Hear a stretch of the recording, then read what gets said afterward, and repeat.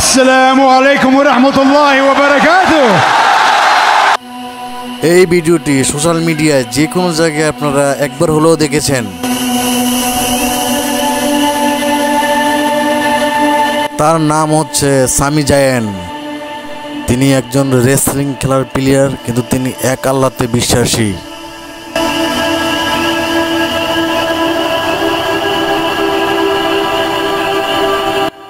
তিনি খেলার মাঝখানে সবাইকে আকৃষ্ট করে উপরে হাত তুলে এক আঙ্গুল দেখাতে তিনি সবাইকে বুঝাতে চায় আল্লাহ এক, আল্লাহ অদ্বিতীয়।